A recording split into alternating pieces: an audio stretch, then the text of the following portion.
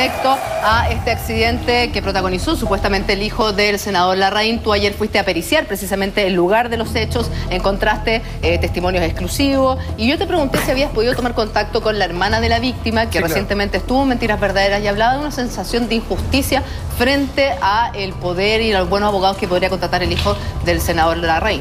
Claro, bueno, hablamos con ella, nosotros nos pusimos a disposición comunidad técnica, de hecho tomamos contacto con los otros familiares en el mismo sitio del suceso y también ellos sienten un cierto grado de desamparo, pero bajo algunas diligencias y apreciaciones que tomamos el terreno nos dimos cuenta que el fiscal a cargo de la investigación no tiene ningún compromiso con nadie. Lo único malo dentro de la investigación que el testimonio de estas personas era gravitante en un principio y que no fue considerado. Recién ayer la Fiscalía cita a declarar a estas dos personas. Perdón, ¿y eso es porque esas dos personas no la tenían conocimiento la Fiscalía o porque definitivamente no lo tomó en consideración? ¿Cuál es tu opinión? Muchas veces no lo toman en consideración. ¿Por qué? Porque, entre comillas, tienen la declaración de, en este caso, del imputado. Y esas declaraciones, digamos, y permítanme repetirlo, carecen de veracidad. Por tanto, la declaración de los testigos presenciales, los primeros que toman contacto con ellos, es relevante. No se puede sesgar esa información. Por ello, tomar esta entrevista 4 días después perjudica la investigación. Bueno, Francisco Pulgar fue al lugar y conversó con dos testigos claves a propósito de este accidente en exclusiva para Mañaneros, y aquí está su testimonio.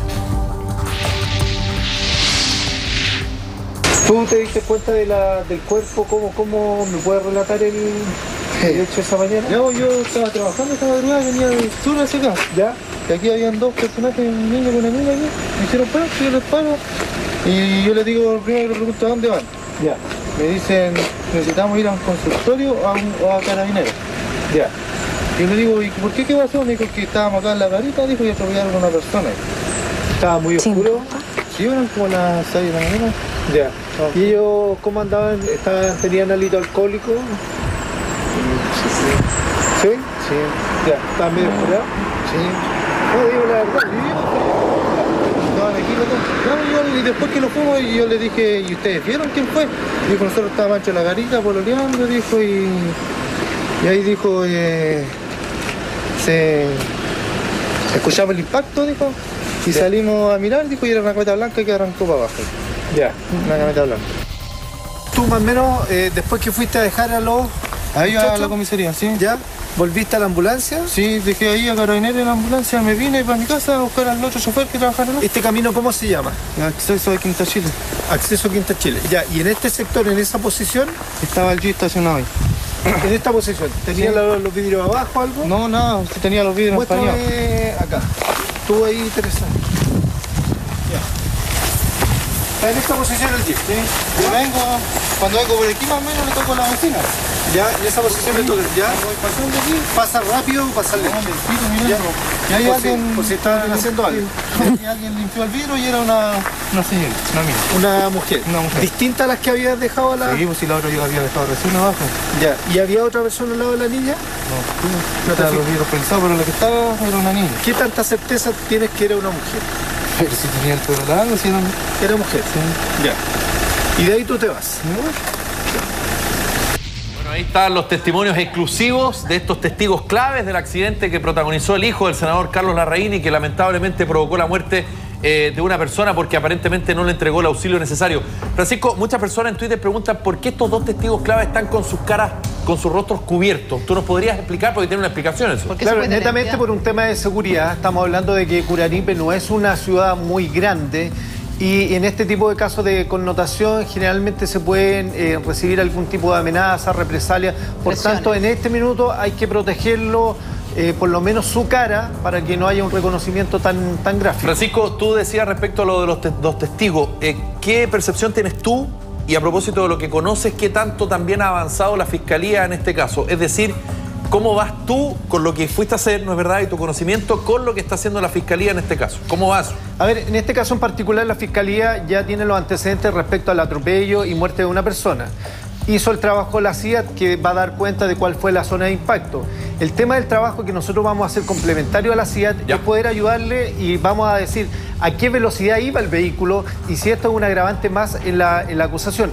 Y lo otro que damos cuenta de que en este minuto post atropello, el jeep se devuelve y entra a este camino lateral y es aquí donde lo ve el colectivero, donde da cuenta. Ahí cuando se esconden a 400 metros, y eso está tomado por odómetro. Entonces, ¿cuál es lo importante de acá? Que aquí existe otra persona, que es una mujer, que en este minuto no se tiene la declaración. Que es la que ve el testigo clave en el volante, sentada como en el puesto del conductor. Porque yo puedo decir, post atropello, como él estaba en shock, y a lo mejor, y presumimos que estaba bajo la influencia del alcohol, la otra niña toma el jeep y ella conduce hasta acá. Porque perfectamente a lo mejor esta niña, a lo mejor fue la única en el auto que no había consumido alcohol y ahí es donde se cambian. Justamente es probable. Entonces, esto es importante en materia investigativa. Ahora, Francisco, te quiero hacer una pregunta. ¿No quedaron huellas, marcas de que en ningún momento una de estas personas que iban en el jeep que atropelló a la víctima se haya acercado para saber si estaba vivo, si necesitaba auxilio, si podían subirlo al jeep y llevarlo a una posta? No, no existía, pero ¿qué es lo importante? Es que volvemos a lo mismo. Y cuando yo critico, en Chile existen muchos crímenes perfectos y no porque, digamos, no se encuentra el asesino, sino que las malas investigaciones y la falta de, permítanme, metodología. Método. Este es el gran problema en la investigación, en método, no tienen método. Y aquí, tú ves, con lo que yo te digo, los testigos que encontré yo, es por falta de esto. La priorización en cuanto al método, yo cuando hay un accidente de tránsito, ¿qué tengo que tener primero? Declaración de los testigos. Bueno, ¿por qué no consideraron al colectivero y a la primera persona que toma contacto con los menores? Si estas personas son gravitantes. Francisco, vamos a seguir hablando contigo porque nos interesa entender un poco más la escena del suceso, pero también queremos compartir con ustedes las declaraciones del senador Carlos Larraín, que pide misericordia en el tratamiento de la información del accidente de su hijo. Tengo que desmentir con todo el énfasis del mundo. No hemos hecho presión ninguna, no hemos pedido ningún trato especial al Poder Judicial, ni lo vamos a pedir. Se le dio la libertad por las razones que ustedes saben, tenía buena conducta anterior y colaboró con la justicia. Tarde, pero colaboró con la justicia. Y eso lo dijo el señor fiscal, no lo digo yo. Lo van a convertir en un verdadero ogro simplemente porque lleva mi apellido. Y eso es lo que yo en fondo le estoy pidiendo a usted y a mucha gente a través de las cámaras, que por favor tengan un poco de pena, que este hombre tiene hermanos, que tiene una mamá que lo quiere, que yo también lo quiero mucho, en fin. ¿Quién no está expuesto a una torpeza de esa entidad? ¿Quién en la vida no es capaz de hacer una cosa así por ayudar a un amigo? Si son malentendidas, lealtad malentendida, pero una cosa perfectamente humana. Si no son de acero estos cabros, eso está visto, y yo tampoco.